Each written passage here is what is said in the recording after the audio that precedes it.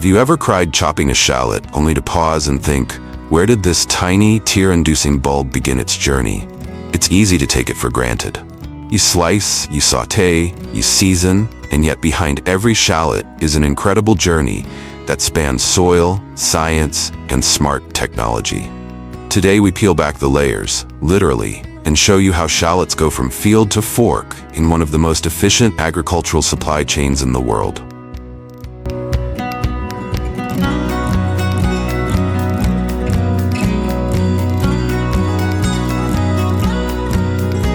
Welcome back to ProcessVibes, the channel where we decode the fascinating processes behind everyday foods. In this episode, we're following the life of one of the most underrated culinary powerhouses, the shallot. From fertile American farmlands to state-of-the-art processing lines, this humble bulb is a triumph of precision agriculture and food engineering. Let's dive into how shallots are grown, harvested, cleaned, sorted, processed, and packaged with incredible detail and care.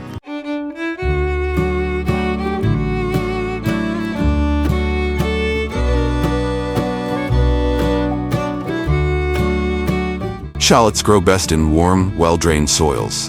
In the US, they're primarily cultivated in California, Texas, and parts of the Pacific Northwest. Unlike crops grown from seed, shallots are propagated from cloves, similar to garlic. Each clove grows into a small cluster of bulbs nestled beneath the surface of the soil. Before planting, the soil is deeply plowed, then harrowed to ensure proper aeration and drainage. Raised beds are often used to keep the roots dry, as shallots are highly sensitive to excess moisture. Precision planters place each clove at just the right depth and spacing, and from there, the waiting begins. About 90 to 120 days, during which farmers use drip irrigation, monitor soil health, and protect the crops from pests and disease. By midsummer, the green tops begin to yellow and flop over. That's the visual cue farmers are looking for. It means the shallots are ready.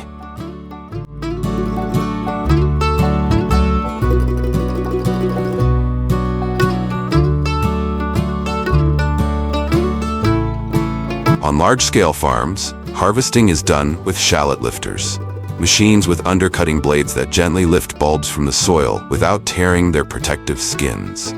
Soft conveyor belts carry the shallots and lay them in windrows.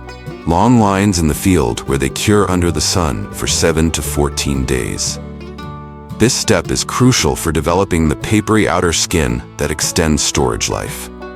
Once cured, the pickers collect the shallots into bins or sacks with minimal bruising. For boutique farms, hand-picking is still used, offering precision at the cost of speed.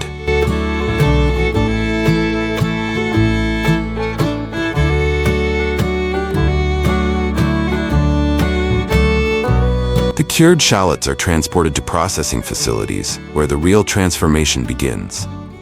First stop, preliminary cleaning. Here, rotary brushes and high-pressure air jets remove loose soil, dust, and debris. Optical sensors and manual inspectors identify and remove any damaged, undersized, or sprouting bulbs. Only the best shallots move forward.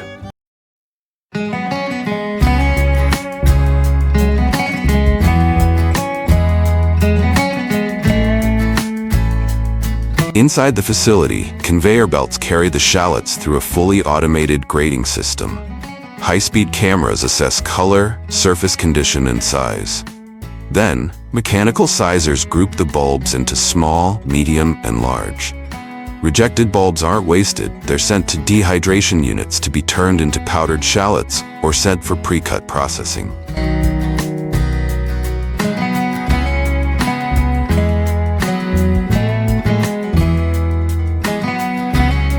Whole shallots destined for retail are funneled into ventilated mesh sacks, ranging from 2 to 10 pounds. These bags allow for airflow, keeping the shallots dry and fresh. Automated machines fill and tag each bag with weight, origin, and barcode information. Pallets are shrink-wrapped and moved into refrigerated trucks, ready for national distribution.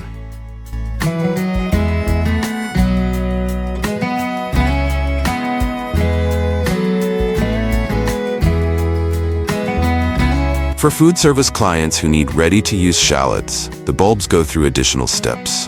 First, precision cutters remove the root and tip ends. Then, the shallots enter a dry peeling tunnel, where whirling air and soft brushes strip away the skins without damaging the flesh. A cold water rinse and UV sanitation tunnel follow, ensuring every bulb is clean and safe for consumption.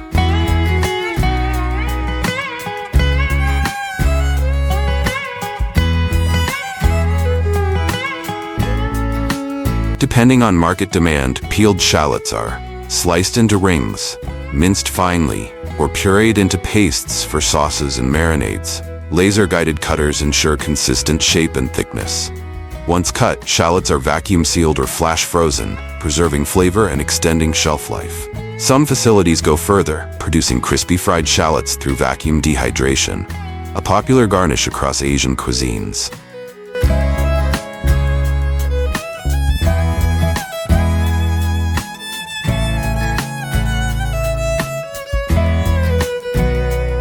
From carefully prepared soil to advanced packaging lines, the journey of the shallot showcases what's possible when agriculture meets innovation.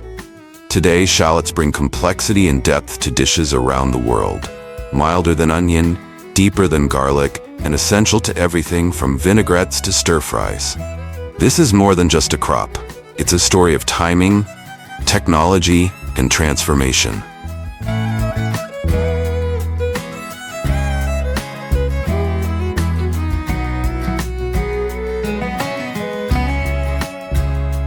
So the next time you chop a shallot and your eyes tear up, remember, there's a story behind that sting. A story of soil, sunshine, machines, and people working in harmony to bring you one of the most flavorful ingredients on Earth. We'll see you next time, where the process always matters.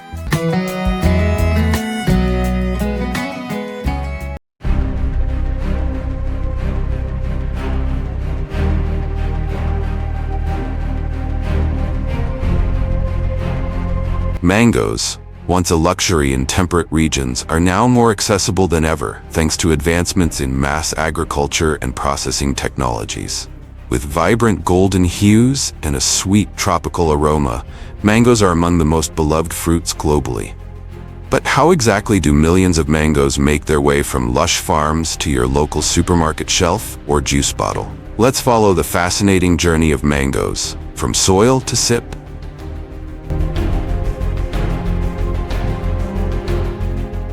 Mangoes are typically planted in late spring when the soil and weather conditions are optimal for healthy tree growth. On modern farms, farmers like John in Miguel Hidalgo, Mexico, use steel wire support systems to protect young mango trees. These wires anchor the trunks firmly into the ground, helping them withstand strong winds and preventing fruit from dropping prematurely. This simple but effective technique ensures that the trees grow upright and resilient. It usually takes about 2 to 3 years from planting until the first full harvest. During this time, farmers care meticulously for each tree, watering, fertilizing, and pruning to ensure the best possible fruit production.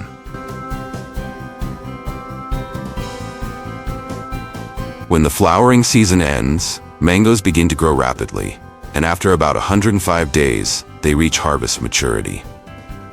In the cool early mornings of harvest season, workers begin handpicking mangoes from low-hanging branches, a method that protects the tree and preserves the integrity of each ripe fruit. For taller mango trees, long poles equipped with nets are used to gently catch the fruit. This method ensures no bruising or damage, which is vital for quality assurance.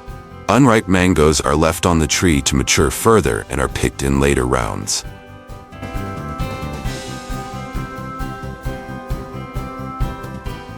After harvest, mangoes are placed into large baskets and transported to inspection areas. Here, the small stems are trimmed off to prevent punctures during packaging. Then, mangoes are loaded onto motorized sorting machines with rotating rollers that separate out any underripe or diseased fruits.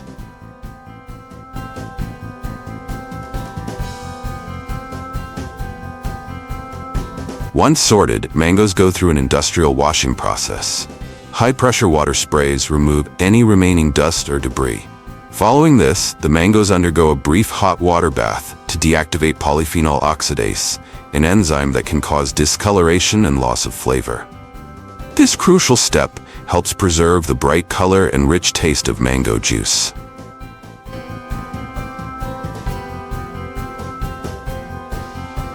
Fresh, cleaned mangoes are coated with a protective food-grade layer and packed into boxes for immediate market distribution. These mangoes retain their freshness, making them ideal for raw consumption or further processing into juices, dried fruit, or frozen goods.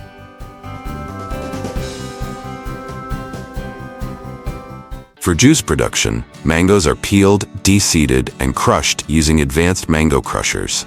These machines can extract pulp with up to 99.5% efficiency, minimizing waste and maximizing economic value. Professional workers use adjustable peeling knives to precisely control the thickness of each cut, preserving as much mango flesh as possible. Then the flesh is separated from the seed and sliced into smaller chunks for further processing. The mango pieces are bubble washed using mild detergent and air pressure bubbles to remove small particles like dust and hair. After rinsing, they are left to drain naturally before undergoing oxygen removal treatment in a vacuum chamber. This degassing step prevents oxidation and helps preserve the juice's shelf life. After homogenization, where the mango pulp is made into a smooth, even-textured liquid, the juice is fed into a bottling system. Bottles are rotated through a filling valve, then capped tightly using a mechanical capping machine. Next, the bottles pass through labeling machines that apply branded wraps and QR codes for traceability. Quality checks are conducted at each stage to ensure hygiene, consistency, and flavor integrity.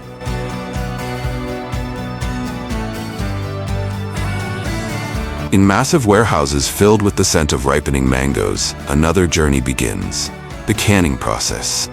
Mangoes are allowed to ripen naturally in ambient conditions before being ground into a fine pulp.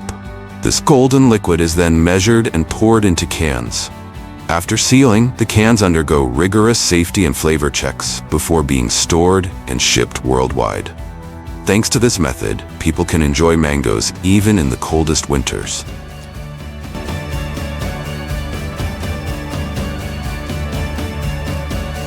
Frozen mangoes are another way to preserve this beloved fruit. Mangoes are peeled, diced, and subjected to strict hygiene procedures. These pieces are then flash frozen at extremely low temperatures, locking in flavor, color, and nutrients. Consumers can enjoy these frozen cubes in smoothies, desserts, or as refreshing snacks.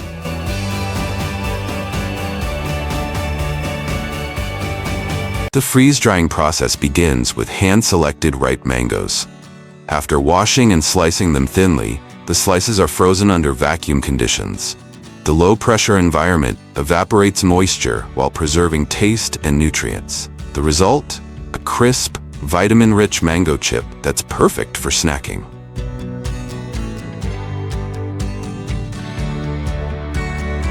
For premium mango juice, cold-press technology is used. This method involves no heat, preserving all nutrients and the full, fresh taste of mangoes.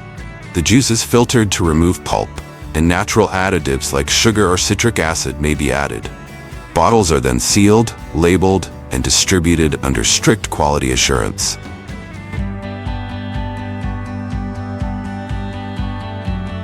From hand-harvested fruits on Mexican farms to factory-sealed cans and cold-pressed juices, the mango has undergone a remarkable transformation.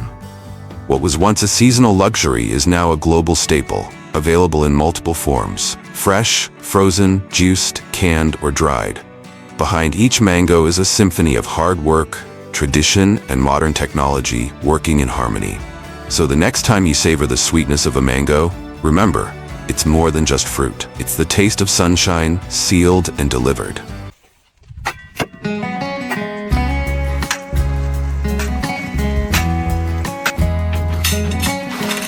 Once feared as ancient predators, crocodiles today are part of a billion-dollar industry. From luxury handbags to fine cuisine, they've become symbols of wealth and power. But how are millions of these reptiles raised, harvested, and processed every year? Let's go inside the world of modern crocodile farming. Crocodile farming now spans over 30 countries, including Thailand, Australia, South Africa, and China. High-tech facilities raise thousands of animals under strict controls, designed to maximize quality, safety, and profitability. It's part science, part tradition, and all about precision. But every journey, no matter how high-tech it ends, still begins in the most primitive way. A mound of sand, a cluster of eggs, and a mother crocodile guarding her future.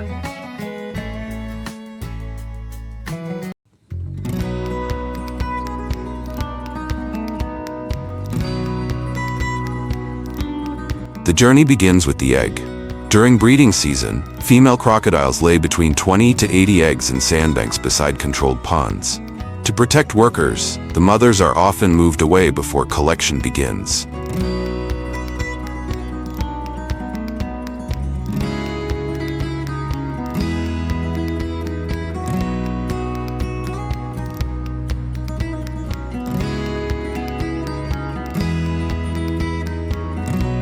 Each egg is marked to preserve its orientation.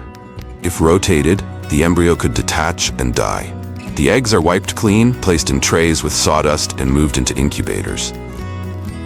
Inside, the environment is tightly managed. Humidity remains at 90 to 95%. Temperatures between 30 to 33 degrees not only support development, but also determine gender. Above 32 degrees, mostly male. Below 30 degrees, mostly female. After 75 to 90 days, the eggs begin to chirp. It's hatching time. Newborn crocodiles are just 20 to 30 centimeters long, but alert and aggressive.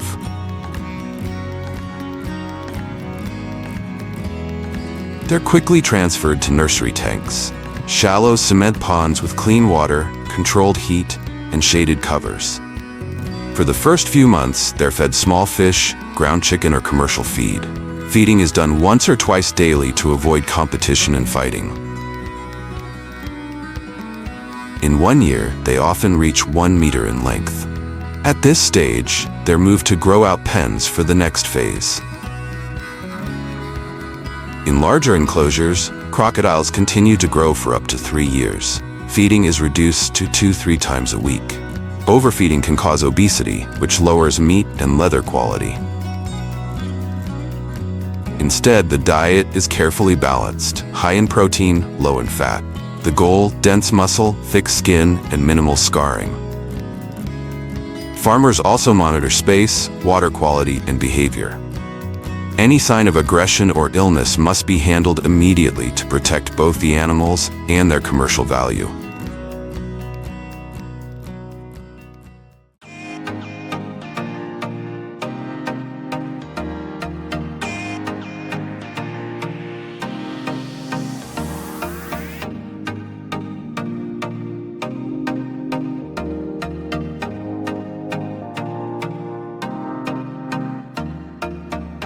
Once a crocodile reaches commercial size around 1.8 to 2.4 meters, it's ready for harvest.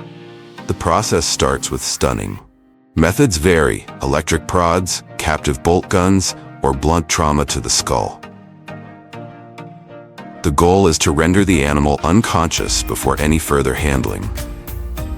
This reduces suffering and prevents stress-related damage to the skin and meat. After stunning, the animal is restrained and transferred for bleeding. A quick incision to the neck or carotid artery ensures rapid death while minimizing blood retention. Skinning a crocodile is an art. Workers use the belly cut method, preserving the symmetrical wide scales of the underbelly. With surgical knives, they separate the hide from the muscle with extreme care. One wrong move, a tear or deep scratch, can reduce the hide's value by thousands of dollars.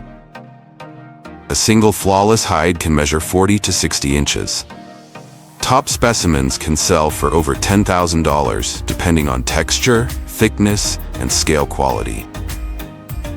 Once skinned, the hide is cleaned, inspected, and preserved. If not sent directly to a tannery, It's either salted or frozen at 18 degrees Celsius to prevent decomposition. At the tannery, hides are soaked in chemicals or vegetable-based tannins to prevent rot and improve durability. This process, known as tanning, can take between 5 to 21 days.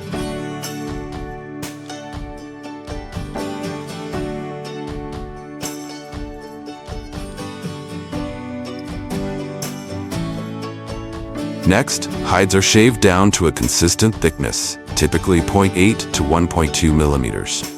Then comes dyeing. Some are colored uniformly, others get ombre gradients, metallic finishes, or natural patterns preserved. Each hide is then buffed, waxed, or polished. Some workshops still use traditional hand-rubbing techniques for a natural sheen.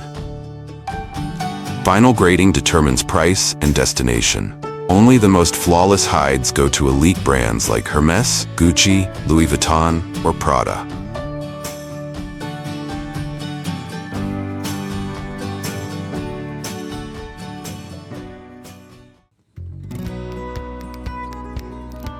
The rest of the animal doesn't go to waste. The tail contains about 50% of the total meat, firm, white, and lean. It's considered a delicacy in many upscale restaurants. Other cuts like the back, neck, and legs are processed for stews, soups, or exotic meat markets. Even the bones and teeth are sold as souvenirs or used in traditional medicine. The meat is trimmed, vacuum-packed, and frozen for distribution worldwide. From egg to luxury item, the transformation is extraordinary. A hatchling in a concrete pond becomes a $30,000 handbag. A dangerous reptile becomes a fine meal in a 5-star kitchen. Modern crocodile farming is a blend of risk, science, and precision craftsmanship. It's about controlling nature, not destroying it, and delivering a product where every inch matters. This is how predators become prestige. From ancient swamps to luxury showrooms, the journey of the crocodile is as brutal as it is refined.